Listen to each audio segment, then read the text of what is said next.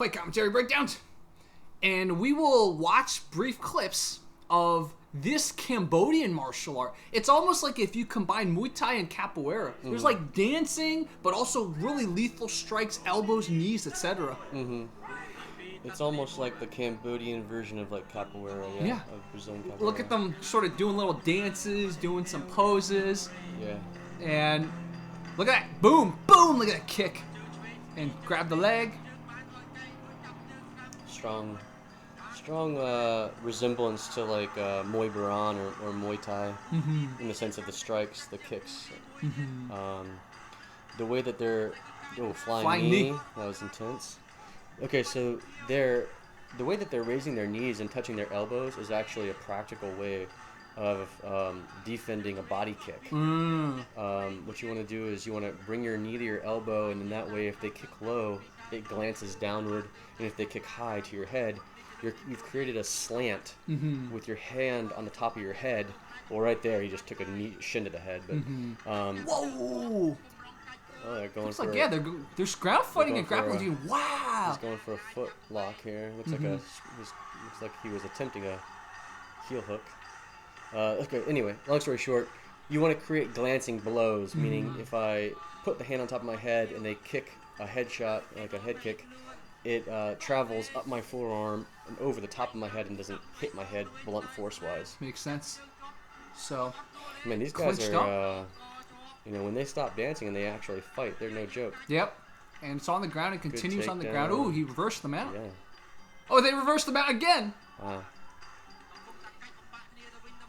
The crowd is like sort of dancing along with them. Exactly. This is smooth. It's very festive.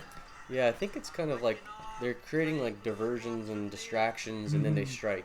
Exactly. What's interesting is that they continually shift from orthodox southpaw to southpaw. Yeah, notice that too. Ooh, that was cool. Oh. Man. Boom! That was a great leg lock he's got going on. He's going for a straight ankle lock.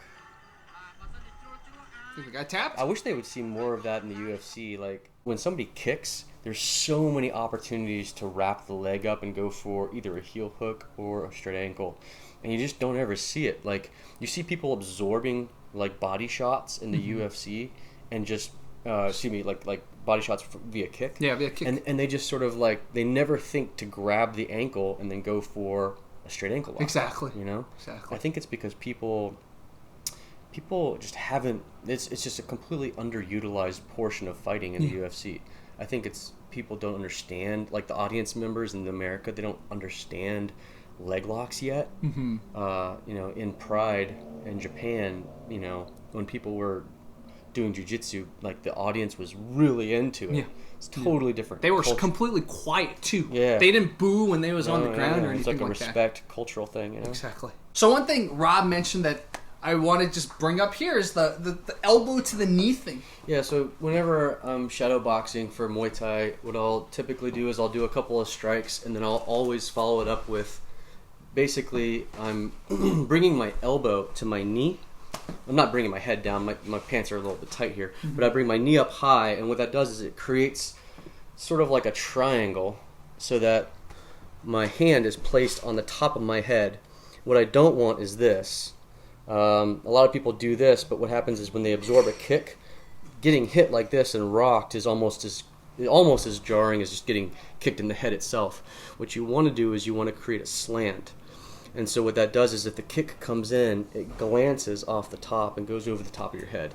So if you have your knee 45 degrees out from your pelvis, and you have your shin downward so that it creates a glance downward, and you have your elbow and your knee connected, then you have that sort of triangle of protection where the structure is tight, and if they happen to connect on your elbow point, that's going to suck for them. Yeah. Same thing if they hit your knee. They hit your knee or they hit your elbow, that's going to hurt them more than it hurts you. And then if they glance, you're good. Yeah. You're set. The only thing that you're open to attack-wise is, if they sweep, the leg the one leg that you're standing on, but the likelihood of that happening is pretty rare. So that's an overall good defense, especially for somebody who's going up against like a Crow Cop, like a Mirko Crow Cop. If you look at like the Fedor Emelianenko versus Crow Cop fight, you see Fedor training in Dutch kickboxing, you see him constantly doing this and bringing the knee to the elbow and protecting himself against Cro Cop's head kicks. He doesn't, because Cro Cop is so fast, he doesn't know if he's kicking to the body or if he's kicking to the head. So he covers all of his bases in one movement.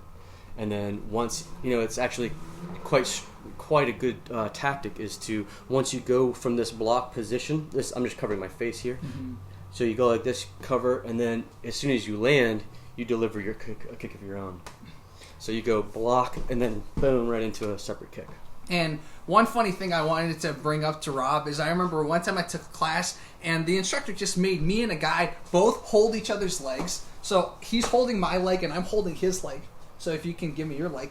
And then we just literally just practice, like we're on our tippy toes. We're just practicing this. Let the homoerotic comment. Exactly, begin. let the homoerotic comment. But it's like a lot of people are afraid to get their legs caught, and it's like, but you have to prepare for it. Yeah. And that was one of the exercises. We're just like, okay, yeah, whatever. You have my leg, and then we literally the two of us just like held each other's legs and danced around for like 5 minutes. Yeah, practice being off balance so that you can gain balance. Exactly.